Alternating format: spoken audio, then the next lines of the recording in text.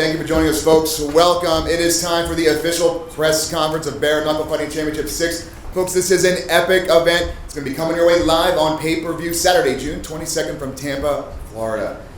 Those of you that don't know, on June 2nd, Philadelphia-based Bare Knuckle Fighting Championships made combat sports history when it promoted its first legal, sanctioned, and regulated bare knuckle event by David Feldman. The beginning took place in Cheyenne, Wyoming. This featured 10 professional bouts, all under the control of the athletic board. This has been a true treat to all fight fans and all fighters. It has been a dream for some of them. It was a vision of David Feldman, and now it is a reality. For those of you who have been watching, these fights have been outstanding. One is better than the next, and it has set the stage for what is going to be one of the most highly anticipated pay-per-views ever in Bare Knuckle Fighting Championships history. It is the big main event of Artem Lobov versus Paulie Malignaggi. Folks, I want to take a second and introduce to you the gentleman who will be handling the pay-per-view distribution of this great event, Mr. Brian Rico. Thank you, Brian. We're very excited to be working on show number 6 already, Dave. It's been less than a year, and everything's been amazing. We're going to be available on all cable systems, satellite. We're streaming around the world on bareknuckle.tv and on Fight TV, and we're very excited. It's $39.95. We're expecting a big fight between two great fighters, and we're really looking forward to it. So thank you very much. All right, now it gives me an opportunity to introduce to you the man whose vision is now a reality, a dream come true for many fighters and many fight fans, Mr. David Feldman. Yeah.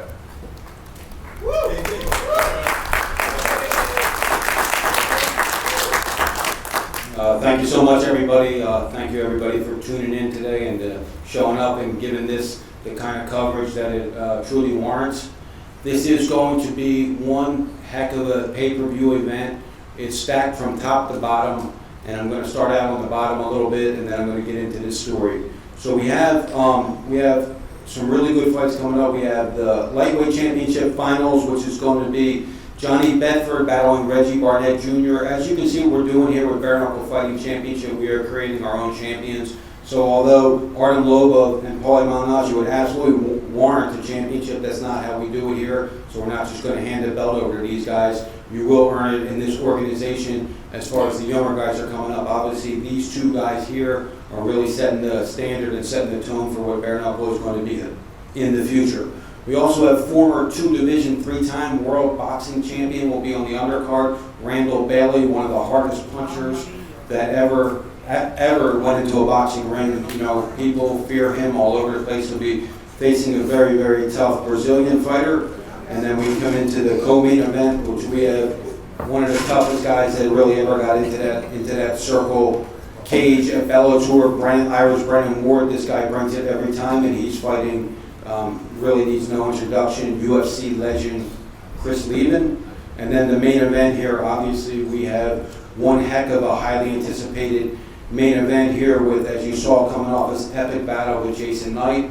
Artem Lobov will be battling Paulie Malignaggi in what is really thought to be probably the biggest bare knuckle fight ever in history. But what I do want to say something about bare knuckle fighting. Bare knuckle fighting is different. So when I opened up this announcement for this fight, everybody said Paulie Malignaggi is going to outbox him easily. It's not going to be any chance. Artem Lobov has no chance.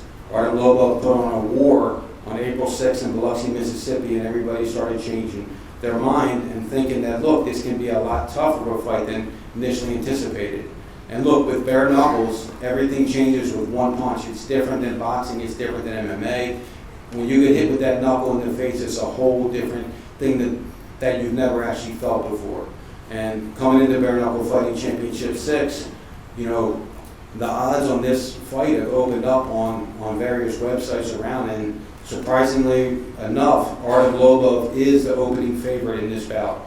So, you know, that's what I'm saying about bare knuckle fighting. Anything can happen, and these guys are all coming to bang it out. I'm so happy to have this fight in Florida. I'm so happy that Patrick Cunningham has given us the opportunity to bring this exciting sport to Tampa, Florida.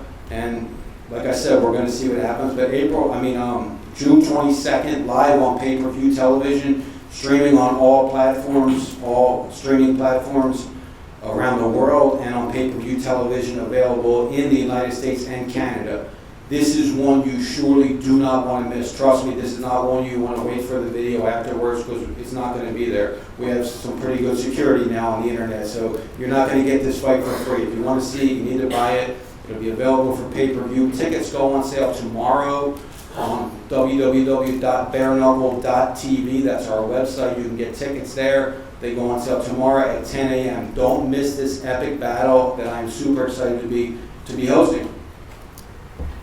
Thank you, David. This is going to be a great fight. So let's get started with the co-main event of the evening. This is going to take two of the best in the business, two heavy hitters who are ready to throw down. First, we're going to take time with the hard-nosed Irish Brennan Ward.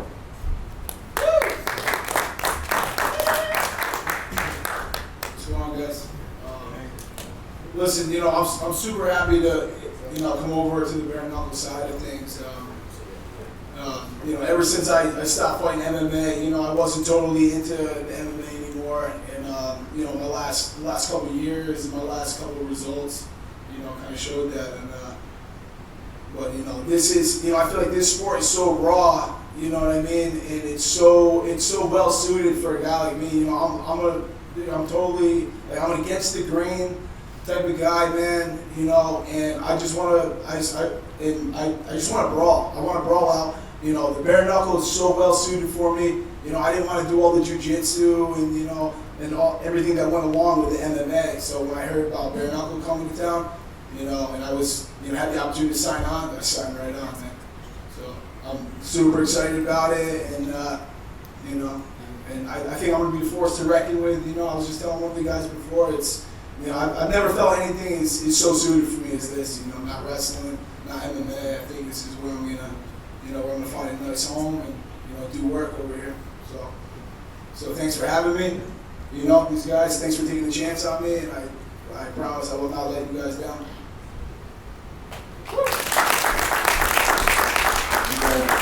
His opponent, no secret, one of the true icons of the sport, a legend in the UFC, riding a 2-fight win streak in bare knuckle. It's Chris the Grippler leaving. What's up? Yeah, man, you just heard my opponent say that this sport is made for him. I think this sport is made for me. I think that's going to show in the fight. Both of us are heavy hitters. My favorite thing to do is punch guys with my left hand. His favorite thing to do is punch guys with his right hand. So, that's gonna show. I definitely know that Brandon will be my toughest opponent to date in this sport. I'm not taking that lightly at all. This is the biggest fight of my life. I've got this resurgence, that I'm riding right now, and it ain't gonna stop. I'm pulling out all the stops. I'm doing everything I can. Because come June 22nd, I'm knocking him out too.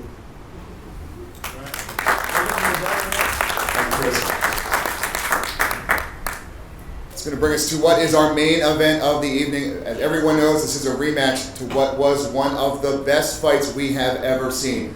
First, I'm going to introduce to you, coming off what has been talked about as one of the greatest fights in history. He's a former UFC star, born in Russia, forged in Ireland, longtime training partner of the infamous Conor McGregor. Folks, Artem, the Russian Hammer, Lobov.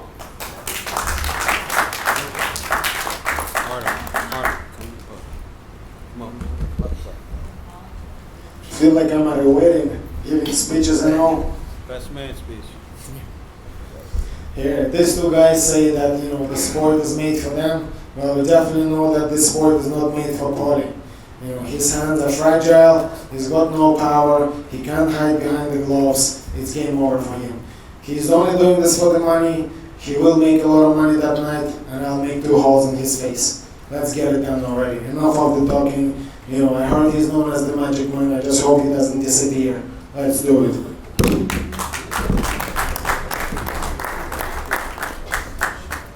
Thank you, Artem. His opponent, 2-time world boxing champion, has shared the ring with some of the best fighters in his era. One of the best pure boxers to enter the game. He has also appeared on Showtime as a boxing analyst. From Brooklyn, New York, folks, it's the Magic Man, Paulie Malignaggi.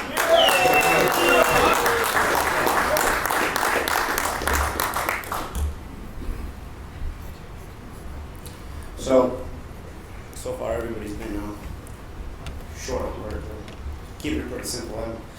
never the type to be short on words. I want to thank everybody for being here, especially Dave Feldman for setting all this up.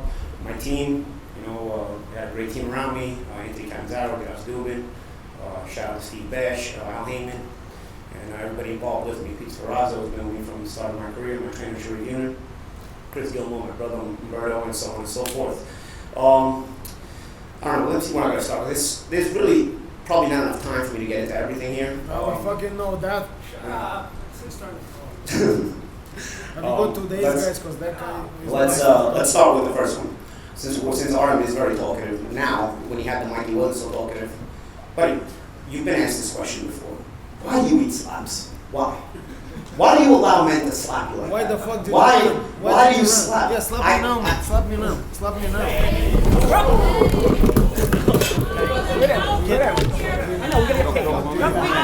Easy. Come on. We got it. Don't make threats again. I already slapped your ass for threatening. Don't make threats. Don't make threats. Don't worry. There's a reason we can't be next to each other right now. Don't worry. There's a reason we can't be next to each other right now. Alright, I'm gonna make you brand new. Don't worry, I'm gonna make you brand new next month. Don't you worry. We're gonna package you nicely. We're gonna package you nicely. First of all, next month, with this bare knuckle stuff, I know I've never been the big puncher and whatnot. This is, but as I train, I realize my hands are like freaking like razor blades, no doubt.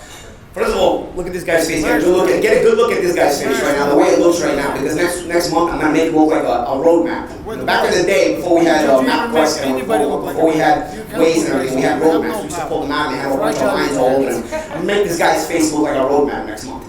Permanently, because his scars are gonna not go away. Buddy, I'm good looking. I'm always good looking. Okay, understand that. Okay, you and Connor got to put beards on till you have your ugly fucking mugs. Okay, you got your ugly. I know, buddy. I know. Keep talking. You had the mic a second ago. Where was all this talk? Where was all this talk? Where was all this talk? Let's move on to the next subject matter. Okay, how about this one? Let's move on to the next subject matter. So the next subject matter is this. I wasn't made for this, right? I wasn't made for this bare knuckle stuff. One thing about my career, I've always been known as one of the toughest guys in boxing. Okay, one of the toughest guys in boxing. Besides winning 2 world titles, this guy here was known as a punching bag with a loud mouth. Was known as the guy who just trained with Conor McGregor. Where did this guy's accomplishments? First of all the media here, it's Paulie Malignaggi versus Artem Lobov, not the other way around. So I know all you MMA jerk-offs in the media like to use his name first, like he's some kind of a name. But outside of your circle, nobody knows who gives a fuck, or no one gives a fuck about who this guy is, okay? Understand that, okay? He doesn't have a look, he doesn't have the speaking ability, and most importantly, he doesn't have the fighting ability, okay? Bottom line, when you become a name, your bread and butter has to be that you're good at what you do first. And then you go on, okay? This guy, buddy, shut up. Shut up already. Shut up. You had the mic, you didn't say anything. Shut up. Shut up. I know. So first of all, so let's for the next month, let's promote this the right way. Paulie Malignaggi versus Artem Lobov, okay? Understand that. Okay? I know you guys get mad. You know, I know it's hard for you guys to understand that after 2 years of still not seeing a video that I smacked the shit out of your biggest name in your sport, and I'm gonna smack the shit out of this guy. When you see what I do to this guy, you're gonna be like, fuck, this guy was for real. Let me tell you something. You know how I keep exposing lies in this whole story? I'm going to expose you to the next lie, and I'm going to give Artem Lobov a little training tip for me for the next month, okay? The main thing about boxing, you guys always say, oh, you can't cover up with the gloves. You can't turtle up with the gloves. Artem even said the only reason Paulie went 12 rounds, even if he was out of shape with Conor, was because he just kept covering up and turtling up with the gloves. My man, you cannot find a single highlight of me in my entire career where I defend that way. I do not defend, nor have I ever defended in that way. Boxers do sometimes defend that way. I never do. You know why? Because I don't appreciate getting hit. Running around. I was so out of shape that I had enough legs to run around. Shut up, you bum. I smacked the shit out of him. If you would have chased me a little bit, maybe I could have ran around. Fucking bitch ass was standing right in front of me just talking shit, and then when I smacked him around, he stopped talking and doing that too. Shut up. No, and then you pussy, you know something. Let me tell you something else, bro. Let me tell you something else. You pussy hypocrite fuck. As soon as the sparring ended, one of the first people that came up sucking my dick was this guy right here. Look, bro, that was amazing. What a great job. Him, Dana White, shut up, you fucking hypocrite. hypocrite pussy bum. Shut up, you bitch ass pussy bum. Let me tell you something, okay? Let me tell you something. I never lie because I don't have to fear anyone, okay? Quote from John Gotti. I never lie because I don't have to fear. You only lie when you're afraid, okay? Now put that together. Why is that side lying? Why is that side lying? You only lie when you're afraid. I don't have to fear anyone. I can tell you the truth and not give a fuck what you think, and I've always been that way. I don't lie. I don't need to lie. Next month, I'm gonna put this guy in a fucking coma, because that's what he deserves. He's a piece of shit. He's a piece of shit. Okay? You're a piece of shit, bro. You and all that whole crew where you came from, you're a piece of shit. And I'm gonna treat you like a dirtbag that you are, bro. Because after I beat the fuck out of you, I'm gonna spit on you. Okay? I'm gonna spit on you. After I finish you, I might take out my dick and piss on you, bro. I ask you that. If I leave you lifeless, I might take out my and piss in your mouth that has no teeth left. How about that? I'm gonna take out my dick and I knock your teeth out, and I'm gonna piss in that toothless mouth of yours. You fucking pussy. Shut up. I'm done with this. You got 5 weeks to live, motherfucker. Get yourself ready. Who are you gonna fucking put away? All right.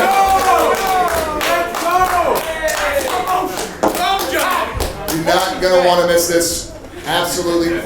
So take a deep breath for a second. I am. Let's open it up for some questions now. Guys, grab a seat real quick. Anybody have any questions? Open all fighters up there to the media first, please. Which round are you looking to knock him out, Paulie? I hope he lasts. When did he knock anybody out? When did I you just knock wanted to last long enough to punish him first. If I had it my way, I'd knock his ass down the last round. He's not going to last a distance because he's not going to have an answer. I'm gonna pummel him and pummel him and pummel him. I tell you what's going to happen. He's going to come out trying. He's going to wind up gunshot because every instant move he makes is going to be matched with a fusillade of shots to the point where he's going to hesitate to even take a step. And then at that point, I'm going to start to assault him. So I need to get him there because I need to punish him. If he goes out in 1 or 2 rounds, it's not worth my time. This entire thing is not worth my time unless I pummel him from pillar to post for 4.5 rounds. Next media question, yeah, right there. Xavier Porter, Women'sFighters.com. So is it fair to say, Paulie, that this is To quote the bitch ass that he trains with, it's only business. Hey, that's your only fucking Next media, spotlight in the last right there. 20 years. You bitch. Be thankful. Train with the biggest bitch. Shut up. It's only business. Be Shut thankful. up. Be Only when I'm thankful gonna stay you in the don't ring like he does. Nobody knows you. You're forgotten. Question directed to Paulie. Leftovers. Nothing but leftovers. That's what you want. Just hold the mic. There's going to be a couple of questions coming your way. Why doesn't anybody ask you any questions? Guys, where's the MMA guys, man? I thought this guy was a name. Does anybody give a fuck what he says? Go ahead. Yeah, would you believe? Without Hold on. me, you wouldn't even Go be ahead. up here. Go ahead. Stupid dog. Connor's coach was on Joe Rogan's podcast maybe a year ago. He said that HBO filmed the entire sparring session. They've got footage, and they're going to be releasing a documentary. We still haven't seen it. Is that ever going to happen? I don't know. You gotta ask them. I mean, I tell you one thing about the sparring documentary or whatever, sparring footage, whatever it is. I mean, I don't have it. I never have had it. And every time this side says something, right away you get all his fans be like, "See, you're gonna be exposed," and nothing ever happens. So nothing ever happens. I'm more than welcome to footage. It's fine. You know what I'm saying? I'm more than welcome to footage unedited, though. You know what I'm saying? As a matter of fact. If you see it unedited, I actually thought it was pretty entertaining. And the only reason it's entertaining is because I'm talking shit, he's talking shit. It's mildly competitive because I don't have enough oxygen to assault him. I have to attack him, put him in my spots, and then because he's such a pussy, I'll tell you one thing about Connor. He could have probably stopped me in 12 rounds because I don't have the air supply to go 12 rounds under those circumstances, but he's got no balls at all. So anytime I was able to land a shot or two, he gave me my breaks. He gave me a chance to re-oxygenate. So all I had to do was pot shot him and rip him with random shots here and there. And it would domesticate him enough for me to keep kind of pace myself throughout the 12 rounds. The only shots you take this I know, buddy. I know. Go ahead. Next, go ahead. Yeah, it's for David. You guys have opened up bare knuckle now. It's been growing quite a bit. Is there anything in the future that might dictate that maybe you guys are going to go into maybe left away and bring that in? Is that something you thought about? No, absolutely not. I mean, we developed bare knuckle fighting championship for the style of fighting that we developed, and we're going to ride this, and we're going to keep riding it until it grows and grows and grows in the style of fighting that we developed. So we're really happy with what we've been able to build, and if you have been able to witness any of the fights, you know that it's action-packed, non-stop, the entire fight long. So I think it's what the fans want to see, so we're going to keep with what we're doing. for MMAnews.com. Question is for Artem Lobov. You recently got off a war that went the distance with Jason Knight in April. Has there been anyone around you who have been concerned that maybe you're taking this fight too early? Not at all. I always make sure I take the correct medical measures. I do all the CT scans and whatnot. Make sure that my health is in order, that I'm 100%. And it was no different this time. I made sure I checked everything out and everything was fine. But I won't answer some of the fucking things that this motorboat mouth was saying. I did come up and I did shake his hand after that spar. Because to me, as a fighter myself, I see somebody take a whooping like this, I will still respect that. I know it's not easy. I know it's not easy to get those shots, eat those shots and keep coming. You've seen it yourself. His face was all red. Every time, more pictures are released, more videos are released. He's saying, oh, no, that's lies again. But, the pictures and videos don't lie. They don't lie. There's been more than that now, buddy. There's been a lot more than that. So, eventually it's going to be released now. Like they said, there's going to be a documentary made, so the whole thing will be released. And that'll be full to see it. Huh? When? Love show and stuff. I don't know, don't worry, it's going to be released. We just... You know what I'm going to do? You know what I'm going to do when I fuck you up? Every day I'm Mate, you've never fucked anybody up. Let's talk about him fucking anybody. He couldn't fucking put away the guys that was sent there for him to beat. His first 20 fights, fake fights, who the fuck are those guys? That's what they do over here, bad your record. He couldn't even put them away. How the fuck is he gonna put me away? Have you seen my fights? How the fuck are you gonna put me away with your pretty little hands? You'll see, but You and your fucking muffin top. You're a fat, lazy fucker. That's all you are, coming off the couch. I'm lighter than you right now. Yeah, because you're tiny and fat. That's what you are. You used to fight at 140. You asked for a fight to be at 155 because you're too fucking fat. But now you know what I'm doing. You're a fat. I know. I'm lighter Thank than you. you. We're going to take a few more. Right back there. Go ahead. I wanted to find out, what was the motivation to get into bare knuckle? Obviously, you had a college career, broadcasting. Why did you just kind of... I'm always looking for the next challenge. I'll be honest, I didn't plan on this kind of coming my way, but Dave presented it to me in a very fashionable way, in a way that he sold it to me. You know what I'm saying? And it appealed to me. It started appealing to me. As far as I don't like to talk about other people's money. I never do that. I think in this generation it's been more of it's become a thing with social media where you talk about money, this and that. But since he keeps bringing up the bro stuff, I don't know. You borrowed this to from watch your dad. alone, but I You smacked went you back in learning with this your watch parents. last month. Mate, Just you this watch went alone with is your worth more than parents. everything you own. He acted the big shot in LA. My outfit today is worth more than anything you'll ever own. Yeah, that's in your your life, dad's. He okay? borrowed it from I his dad. understand that. Okay, understand that. Give us back the The only reason I didn't drive my Ferrari in today is because I don't want to sit in Manhattan traffic. You understand me, right? You will never have what I have. You understand me? Mate, The reason, you actually, are- one of the gentlemen over here actually asked his mom why he's fighting so fast after getting so many cuts. I'll tell you why.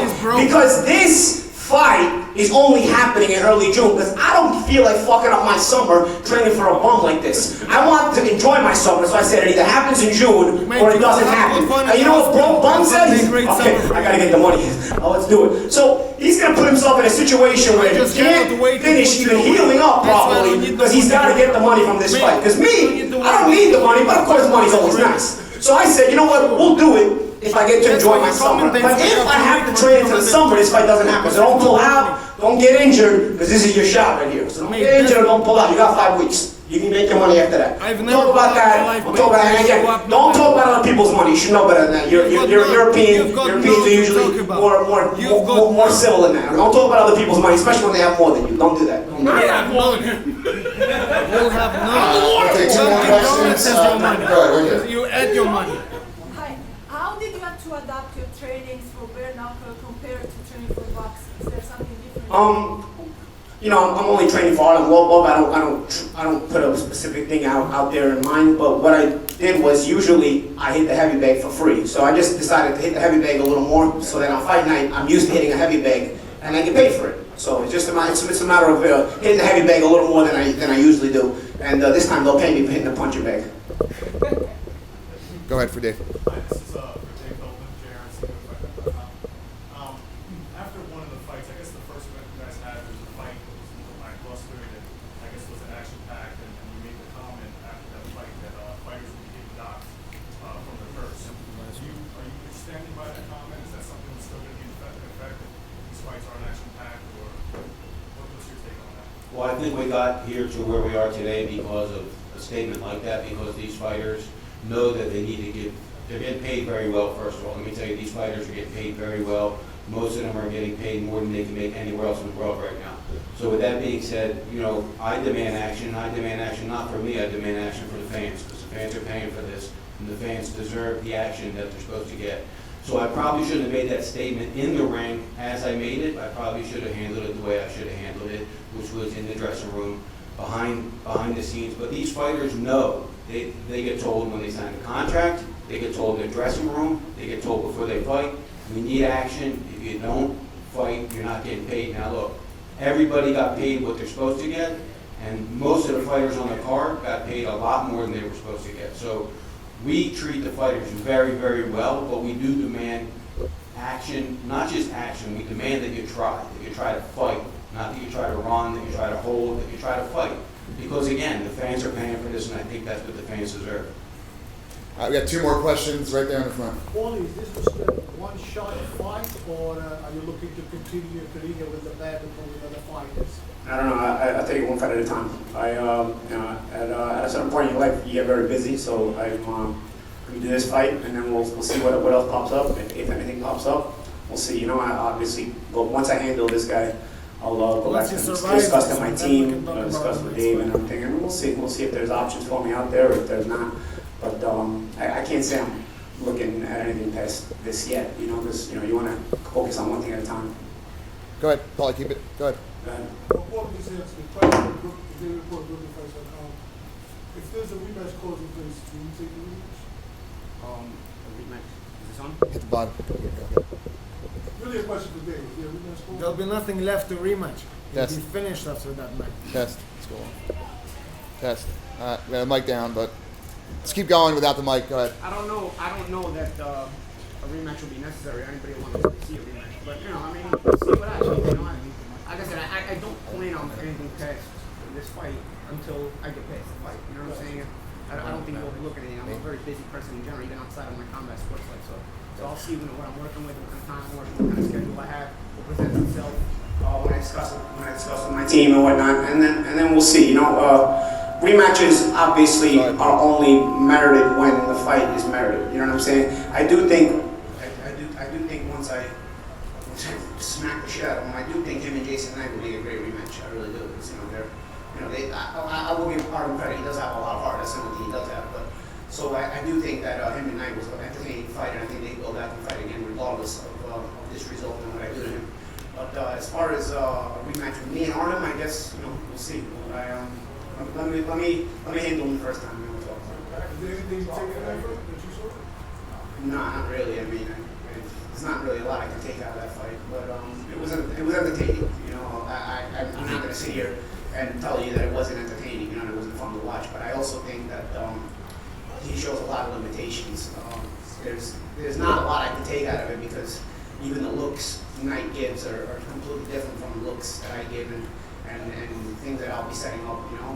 His reactions will be totally different when he's fighting me because the looks I give and the angles I give and the shots that fire off randomly from me are coming at a completely different rate and a completely different methodology than they do from Knight. So I don't see there's a lot to see. You'll also see that there's going to be a lot less aggression from him once he takes a few combinations. Because it's not obviously he's tough, he can take shots. But when you never see them coming, you're gonna hesitate. You're gonna start hesitating. You're gonna think twice about it. You're old and slow. I can see your shots coming from a mile away. Okay, but if that's what whatever you see right now, he's selling the fight. He knows I'm not old and slow. He knows. He didn't even see the slap coming last month. Did you see that slap coming last month? Hey, you didn't even flinch. You didn't even react to it. You didn't even react, and that was just a slap. Just a matter of my holding my fist and smacking the shit out of you. Come up and say, oh yeah, no hands, no hands. He says one thing, but then actions say another thing. You know what I'm saying? Even with what he said when he talked about after I sparred Conor, what he said to me, he couldn't believe the shots I took. That's not how he presented it. That's not how he presented the compliment. He said, "Well, that was amazing, great job. That was a great sparring session. That was one of the best sparring sessions I ever saw." Can you imagine? Everybody in that gym was saying that was one of the best sparring sessions they ever saw, bro. That was one of the more simple sparring sessions of my life, bro. I've been in gym wars and gyms that that was such. The fact that the MMA community thought that was a fun sparring session, or like I'm sure you guys have been in the gyms for some of these war-like sparring sessions in boxing gyms that are like, where you can charge the door. This was not one of them. But the fact that they keep talking about it and presenting it like it was shows you the limitations of these guys and how I know that he has no idea what's waiting for him next month. The assault that's gonna come his way next month, he has no idea about that. You know, he's talking, he's selling the fight. He knows he's gonna get his ass kicked next month. Trust that. He knows he's gonna get the shit beat out of him next month. He's just trying to sell it as good as he could. But he has no idea how bad it's gonna get. He has no idea because until you experience it, until you're in there and you say, fuck, this is crazy. I fought Miguel Cotto a dozen years ago. I knew it was gonna be a tough fight, but until I was in there, I didn't realize, fuck man, this is next level. He's gonna feel the same thing next month. He knows it's gonna be tough. He knows he's gonna get his ass kicked. But once he's in there and he's feeling it, he doesn't know where to hide it. He's gonna feel like he's fighting 3 guys, not 1 guy. He's not gonna understand. And he's gonna say, fuck, now I have a reputation to be tough. How do I get here and not quit? How do I not quit tonight? Because my only saving grace is my toughness, and my only reputation has been to be a tough guy, not to be a good fighter. He's going to be asking himself, how the fuck am I not going to quit tonight? I can't even see these shots coming out. His trainer must be coming in here and beating the fuck out. He's going to look at you, Sharif. He's going to be like, oh, stop hitting me. You know what I mean? He's not going to know who the fuck is hitting him. Okay, so next month, that's going to be the question. Watch his face after round 1, after round 2, when he goes back to his corner. Watch his face. He's going to be defeated. But he's not going to be done. I'm going to go back to my corner like this. Victory. Thank you. All right, a few more. Just a quick reminder, 30 seconds. June 22nd, folks, Camp in Florida, live on pay-per-view. Tickets will go on sale tomorrow. We're going to take just a few more questions right there. This is for David. Congratulations on the growing brand. My follow-up question for all this is about... that wants to help dreams come true for people with autism.